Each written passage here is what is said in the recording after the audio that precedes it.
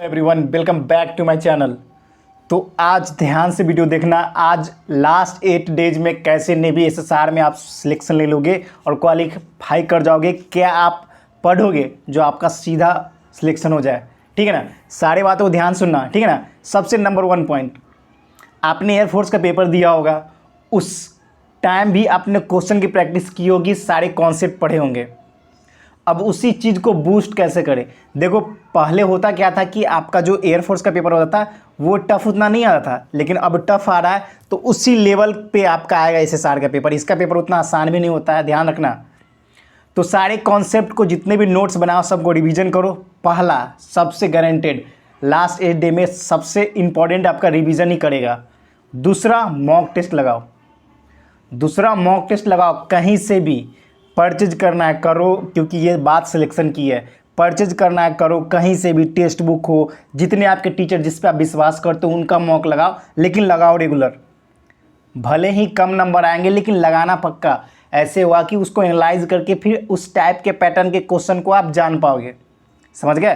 तो ये बातों को ध्यान रखना। अगर कोई बच्चे फ्री में मॉक चाहते हैं तो बहुत सारे टेक्स्ट बुक का भी बहुत सारा टीचर ने भी फ्री मॉक दे रखा है, उसको जाके लगाओ। खोजने से सब मिलेगा। और फ्री वाले थोड़े से आपको यही होगा कि आप सेटिस्फाई नहीं हो पाओगे, तो खरीद ही लो।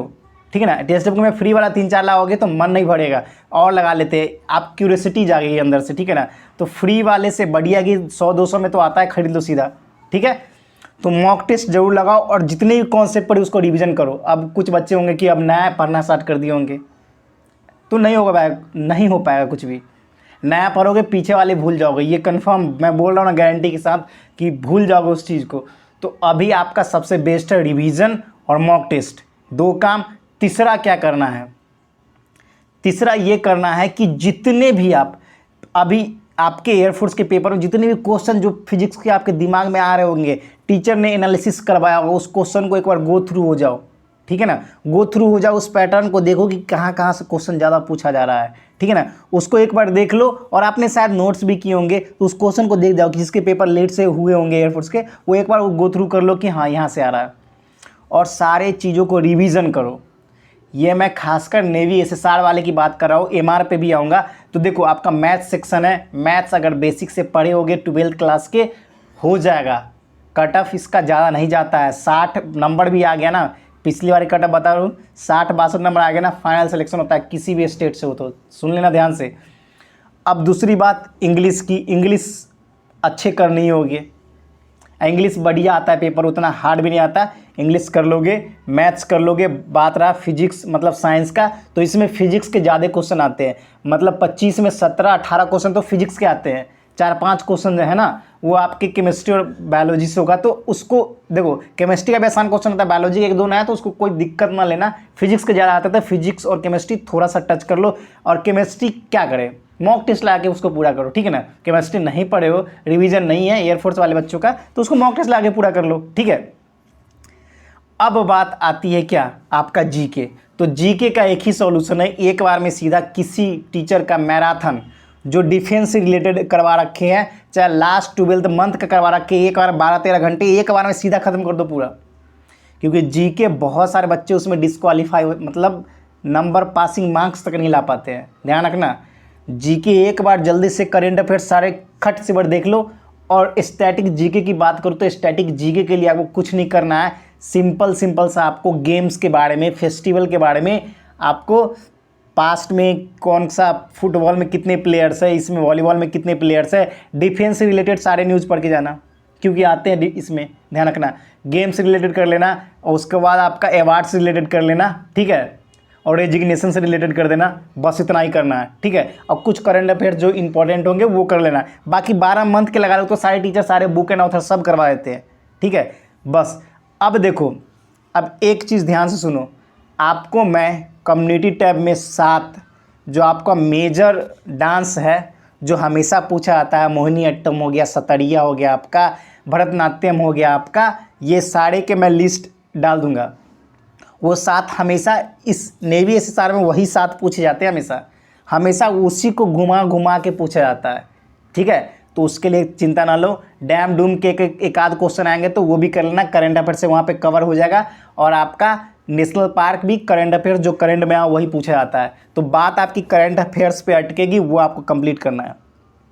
तो अब बात करते हैं नेवी एमआर के बारे में, ठीक है ना। तो नेवी एमआर का बेस्ट स्ट्रेटेजिक क्या है कि आप मैथ्स अर्थमेटिक मैथ, कुछ बच्चे एसएससी जीडी का तैयारी करेंगे, उनका एग्जाम होगा तो वो मैथ तो अच्छे किए होंगे, चाहे आप नेवी एसएसआर नेवी एमआर के लिए मैथ्स उड़ा दिए होगे। और मैथ्स का बेसिक कॉन्सेप्ट का अगर आपको थोड़ा भी लगे किसी चैप्टर का कि मेरा बेसिक कॉन्सेप्ट इसमें क्लियर नहीं है, बता देना, उसका भी नोट्स में कहीं ना कहीं जुगाड़ करके आपको डालूंगा जरूर, आपको पिन कर दूंगा, चाहे टेलीग्राम कहीं से भी आपको करवा दूंगा जरूर, ठीक है ना। अब बात दूसरी आती है आपकी रीजनिंग की। रीजनिंग भी ध्यान से, आसान आते हैं, बस ध्यान से, उतने लेवल के नहीं आते, आसान आते हैं, थोड़े थोड़े से जो फंसोगे सिटिंग एग्जाम में एक आध क्वेश्चन बाकी कर लोगे।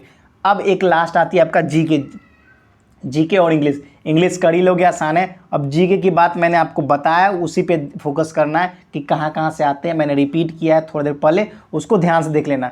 यही आपका स्ट्रेटेजिक प्लान है। और दोनों एमआर हो या एसएसआर, अगर दोनों का फॉर्म भरे हो, दोनों का मॉक टेस्ट लगाना है। अब कुछ बच्चे ये भी बोलते हैं कि मॉक टेस्ट में बहुत ज़्यादा टाइम बर्बाद होता है, हर दिन एक एक mock, navy SSR navy MR दोनों को करते जाओ।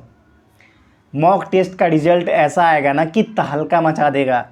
आप बोलते हो ना टाइम घबरा जाते हैं, कुछ दिल की धड़कन ना कंट्रोल कर देता है मॉक टेस्ट। पता चल जाए कितने टाइमों में कितने क्वेश्चन को अटेम्प्ट करना है, किसको छोड़ना है, वो मॉक टेस्ट से पता चलता है। मैं ये नहीं कहता हूँ कि मॉक टेस्ट का पूरा क्वेश्चन आपके पेपर में भिड़ जाएगा, लेकिन उससे आपकी कॉन्फिडेंस बूस्ट होगी, इसलिए बोल रहा हूँ। नहीं, अगर पहली बार लगा रहे हो तो कम भी होगा, मगर डिफरेंट टाइप ऑफ क्वेश्चन को जानोगे तो कॉन्फिडेंस फिर बूस्ट होगा, ठीक है। मतलब ना में भी हाँ है, ध्यान रखना इस बात को, ठीक है। ये सारे नॉलेज बहुत ज़्यादा जरूरी है आपके लिए। और लास्ट 8 डेज का स्ट्रेटेजिक प्लान ऐसे ही बनाओ, तभी हो पाएगा सिलेक्शन, ठीक है ना। कितना भी पढ़ रखे हो, कितनी दिन से भी पढ़ रखे हो, उससे फ़र्क ना पड़ता। इस 8 दिन में क्या आप मॉक टेस्ट कितनी लगाते हो, रिवीजन कितने अच्छे से तरीके से करते हो, कॉन्सेप्ट और क्वेश्चन को किस तरह से एनालाइज करते हैं, वो ज़रूरी है, ठीक है ना। तो यही आपको सिलेक्शन दिलवाएगा, ठीक है। तो फिर मिलते हैं नेक्स्ट वीडियो में। अगर थोड़ा भी आपको ये बात अच्छी लगी ना और ये बात रियलिस्टिक लगी, कमेंट सेक्शन में लिखना भाई। अगर चैनल पे नया हो तो लाइक सब्सक्राइब शेयर कर देना, बाकी आपकी मर्जी, ठीक है ना। और जो मैं ये प्लान दिया हूँ ना भाई 100% वर्क करेगी, ये ध्यान रखना। तो फिर मिलते हैं नेक्स्ट वीडियो में, फिलहाल इतना ही। जय हिंद, जय भारत, वंदे मातरम। कोई भी क्वेरी होगा ना कमेंट सेक्शन में पिन कर देना, बस अपना एक ही नारा है, सिलेक्शन लेकर रहेंगे हम सारे। ओके।